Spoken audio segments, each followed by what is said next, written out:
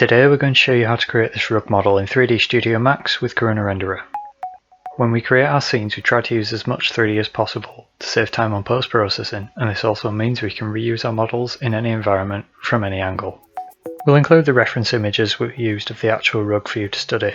Quite a large part of the 3D creation process is working out how items are created in real life, which gives a better understanding of how the 3D model can be created. References are also useful to identify imperfections and the subtle variations that your 3D should be replicating. We create a basic box at 2500 by 1500 by 15mm. Place a large rounded chamfer on its edges, then remove half of the underside, ensuring that we keep the curved edge. We won't see the underside of the rug, so we don't need that excessive geometry. Using the noise modifier, we can add subtle variations to the mesh. We use two noise modifiers to add a mixture of small and larger forms for realism. To further define the look, we use a displacement modifier on the stack. Using this in such a manner allows us to create some natural creases or even folds, which can be moved around, increased and decreased in detail, live in the viewport, until you get the right look. Using modifiers in this way allows us to have much more control and keeps the changes non-destructive, without relying on renders and tests. Once you're happy with the rug's overall shape and size, we unwrap the mesh and relax using Max's in-house tools for both edge and polygon relaxation.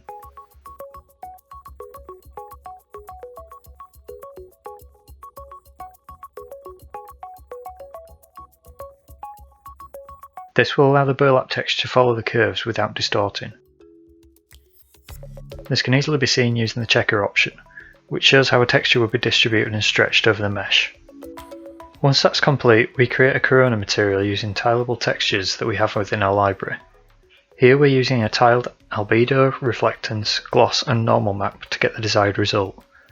Whilst the texture itself is only a small swatch and could be considered quite an obvious repeat on a larger section, we are only going to see a small amount of this material in the gaps between the hair and fur. I'll blast through the settings in the video to save time.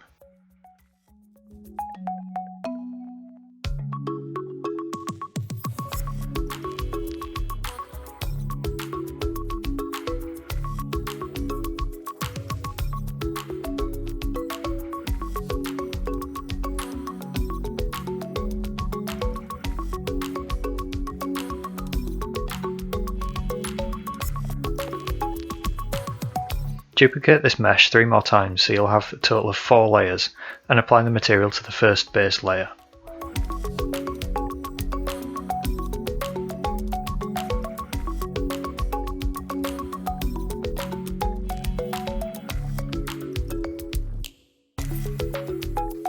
The layers we've just made are essentially to store fur in a non-destructive manner. We make these new layers that you've just created invisible by selecting the opacity and setting it to 0 in the material. Apply a hair and fur modifier to the first layer, which will be the fluffy white part of the rug. We've done quite a lot on our rug to change the fur from the basic default values. Whilst we won't go into each setting, the point here is to get a soft and short look to mimic the wool as best we can. I'll blast through the settings in the video to save time and list them in the video description, but it's worth checking out the Autodesk reference pages, which have great explanations of each setting, and we definitely advise reading through them. We've also created masks using Photoshop, which tell the fur where to show and where to avoid, as well as keeping the overall look of each strand consistent as it goes across the rug.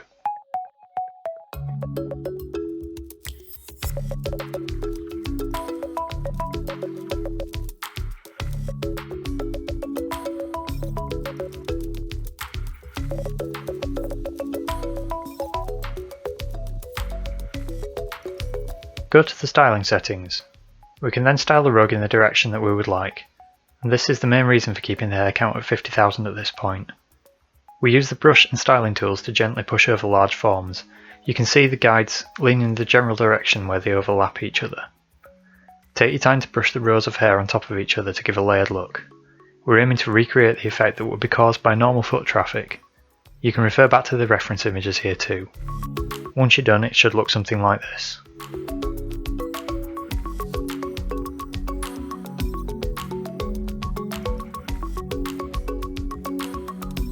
Once we're happy with our styling, we can place this white fur layer slightly above the main base layer and do a quick render test using Corrona's interactive render tool. Whilst no material has been applied at this point, we can see that we've created a soft fur finish and we have complete control over how high or low we want the fur to be. To finalise this section, we'll change the hair count from 50,000 to 500,000 and just double check everything's okay with another render.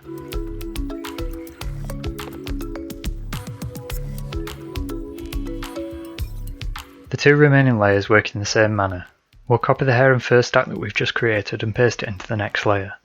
From here we'll tweak the settings which make up the rug stripe pattern. They need a lower hair count and we'll use a different mask.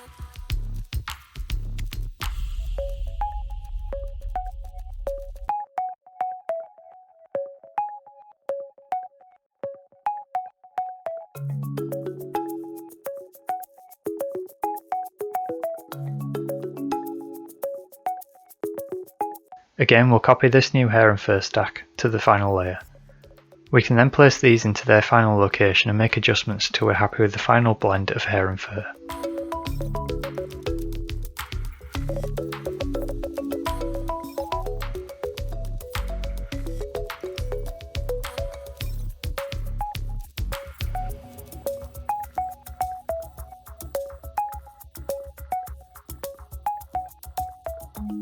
At this point it's time we moved on to the materials and finalise our rug. Using the Corona material library, we'll import and modify 3 different hair materials to suit our rug's soft white, black and brown hair. We'll modify these materials to look less like hair and become more fluffy like the wool finish in our reference images. For the white fur material, adjust the melanin setting, the gloss value to give it very little reflection, and softness value to create that soft woolly feeling. Apply this to the white fur layer.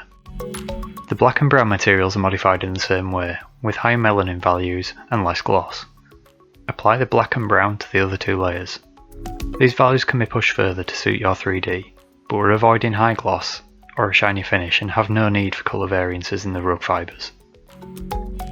We'll include a link about Corona hair materials in the description. It's important to note that applying Corona hair material to any other objects other than special hair geometry will most likely result in incorrect rendering and visible artifacts. Now we can position and adjust our rug layers and we'll do a final render test. From here we can easily make height adjustments to the rug pile by moving the layer heights up and down and tweak them as required for full control.